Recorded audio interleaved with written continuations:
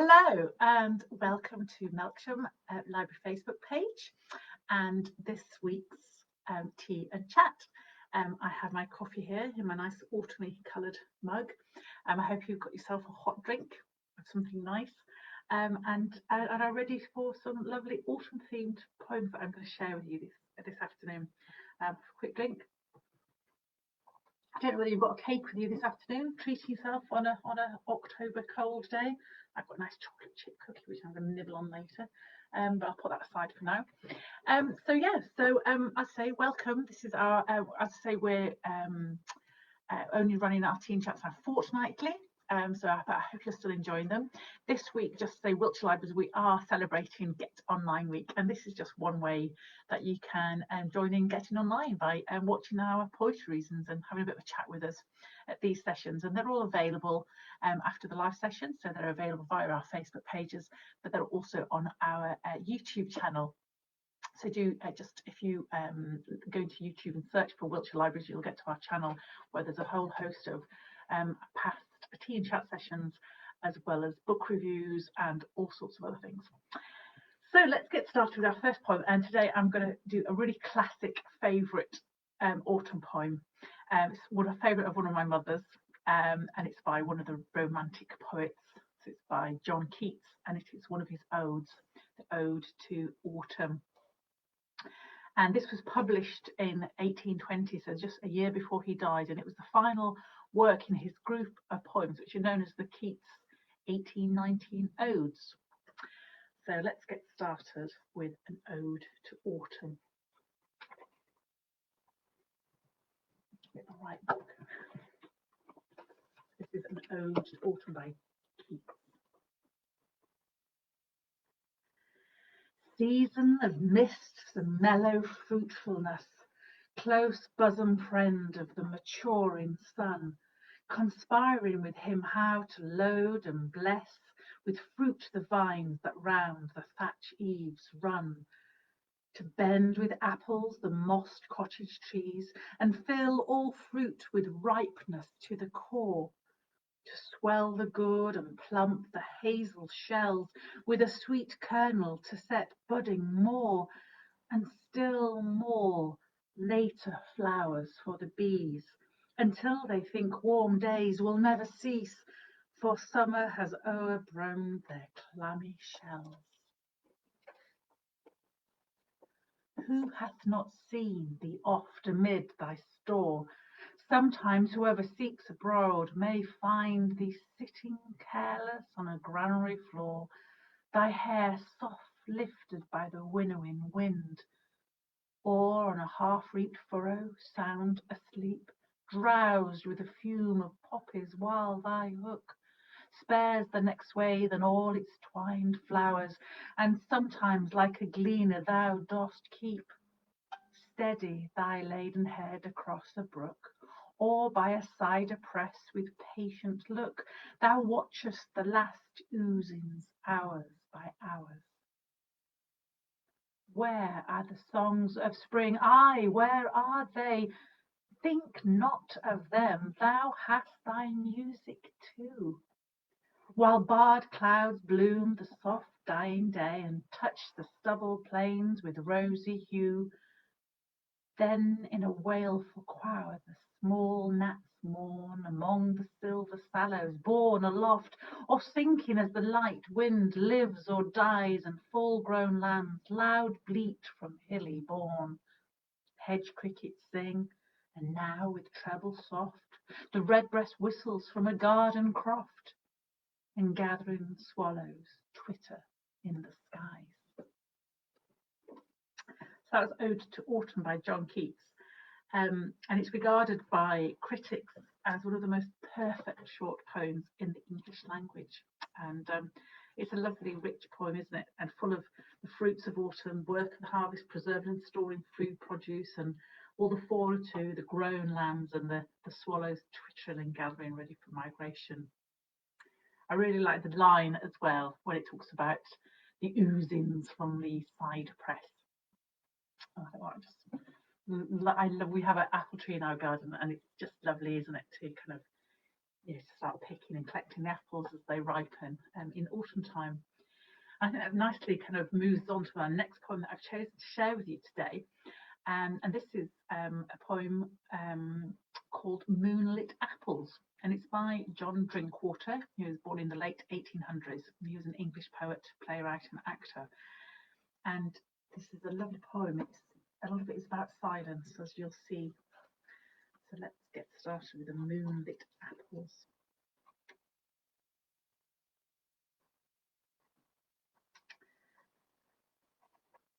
At the top of the house the apples are laid in rows, and the skylight lets the moonlight in, and those apples are deep sea apples of green. There goes a cloud on the moon in the autumn night.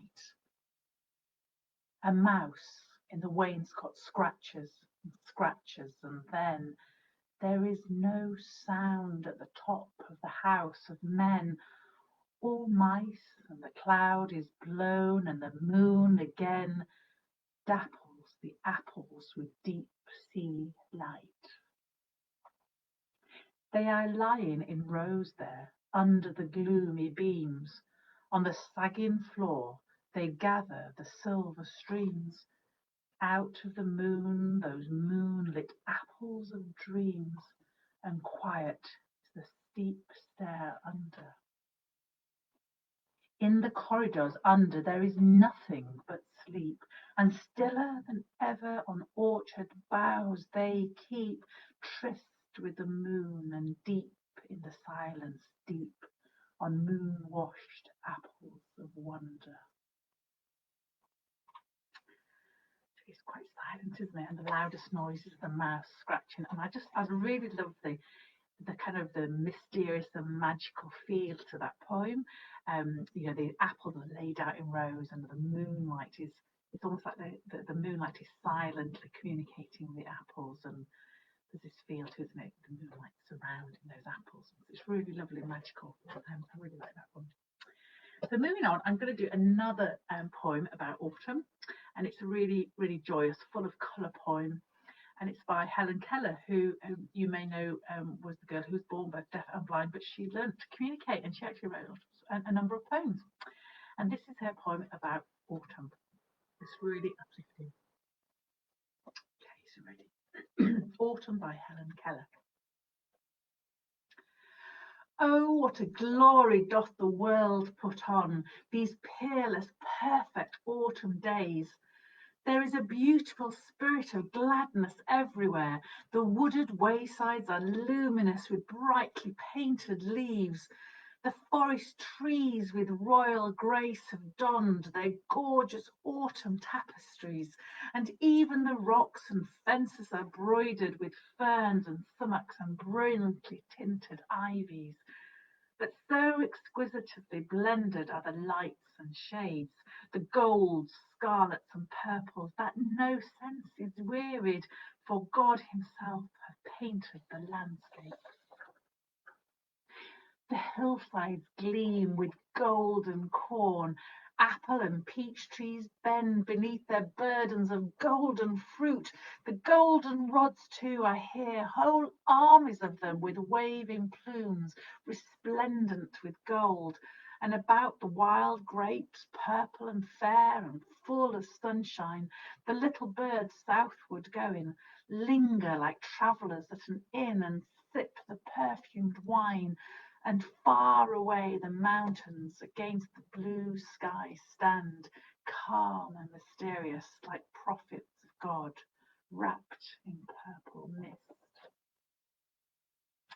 Such a colourful poem there. It kind of makes me think of a famous painting.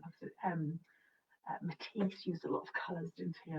Vibrant colours for some of his pictures. And it makes me think of something by him. Not Matisse, Cézanne even.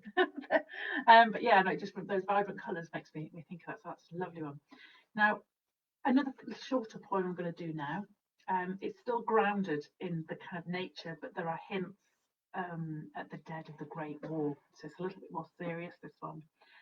It's not directly and really explicitly a war poem, but there are hints of it. It's by D.H. Lawrence, and it's called Autumn Rain. And if you just listen to it, they're quite short, regular lines, and they kind of give that feeling of just a regular falling of the rain. So this is D.H. Lawrence, Autumn Rain. The plain leaves fall black and wet on the lawn. The cloud sheaves in heather's fields that droop and are drawn in falling seeds of rain, the seed of heaven on my face. Falling, I hear again, like echoes even that softly pace. Heaven's muffled floor, the winds that tread out all the grain of tears, the store harvested in the sheaves of pain, caught up aloft with the sheaves of dead men that are slain, now winnowed soft on the floor of heaven, manna invisible, of all the pain here 'twas given, finely divisible, falling as rain. It is quite you can just imagine a really grey kind of day with the rain just falling and falling and falling. One of those days where it just never stops raining, and that's kind of gives the feeling of that poem. And I say it does hint, doesn't it, at war. And I think there is one of the famous World War II poems is the next poem that I'm going to share with you now, and it's called "Now's the Time for the Burning of the Leaves." It's by Lawrence Binyon, and he wrote it. He starts because he wrote it. It's actually just the first part. It's a poem actually in 5 parts. I'm just going to read you part 1. And it starts with a poet at work in his garden. He's burning the autumn leaves, and he starts reflecting on the seasons and the natural world, and the fact that it's more transient, the world of men and women, especially with the wars that they wage.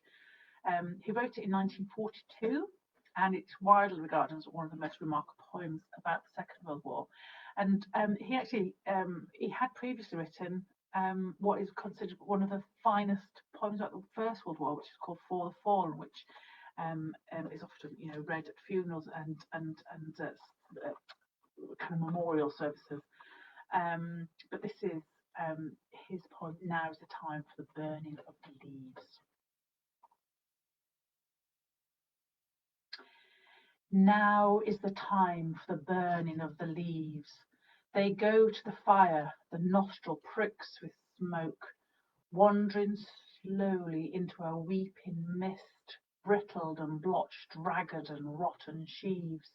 A flame seizes the smouldering ruin and bites on stubborn stalks that crackle as they resist.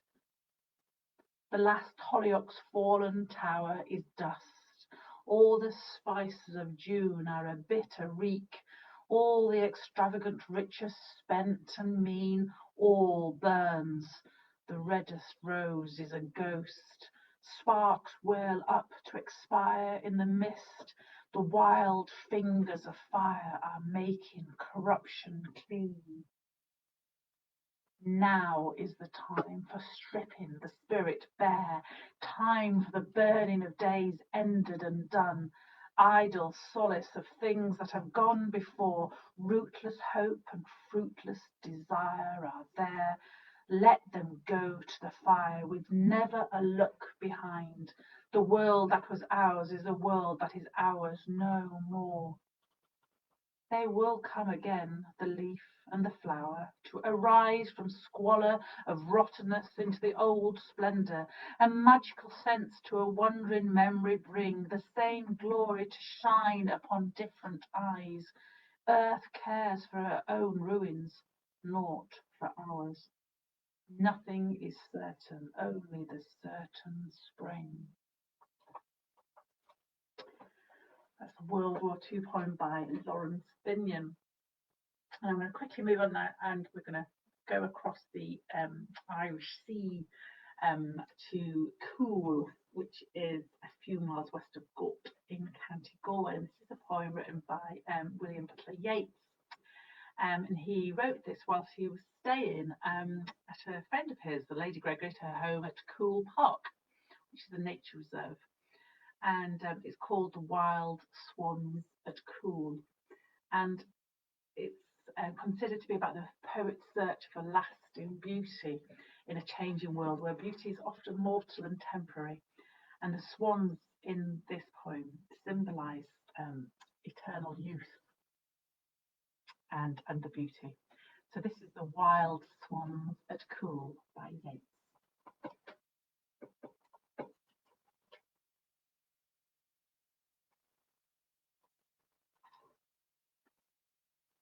The trees are in their autumn beauty, the woodland paths are dry. Under the October twilight the water mirrors a still sky, and upon the brimming water among the stones are 59 swans. The 19th autumn has come upon me since I first made my count. I saw before I had well finished all suddenly mount and scatter wheeling in great broken rings upon their clamorous wings. I have looked upon those brilliant creatures, and now my heart is sore. All's changed since I, hearing at twilight the first time on this shore, the bell beat of their wings above my head, trod with a lighter tread. Unwearied still, lover by lover, they paddled in the cold, companionable stream and climbed the air. Their hearts have not grown old. Passion or conquest, wander where they will, attend upon them still. But now they drift on the still water, mysterious, beautiful.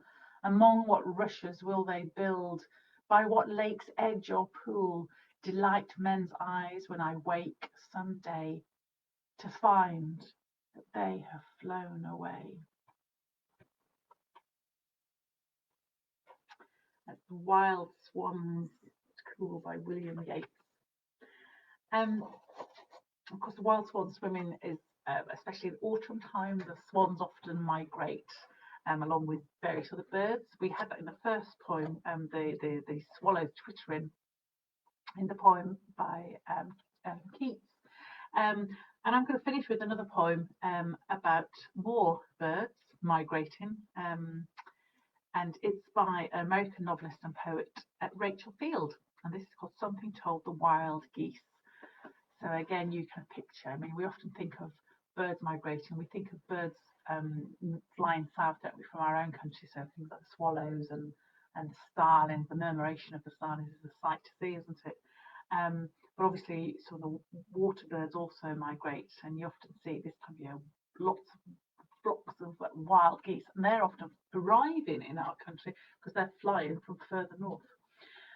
But this is, as I say, it's written by Rachel Field, who's an American, and it's called Something Told the Wild Geese. Something told the wild geese it was time to go. Though the fields lay golden, something whispered, snow. Leaves were green and stirring, berries lustre glossed, but beneath warm feathers something cautioned, frost. All the sagging orchards steamed with amber spice, but each wild beast stiffened at remembered ice. Something told the wild geese it was time to fly. Summer sun was on their wings, but winter in their cry. People often have wondered for years, haven't they, what it is that tells the birds that it's time to migrate. And obviously there are various clues in nature. But I love that poem because it's like it's just a small voice telling them, no, time to go.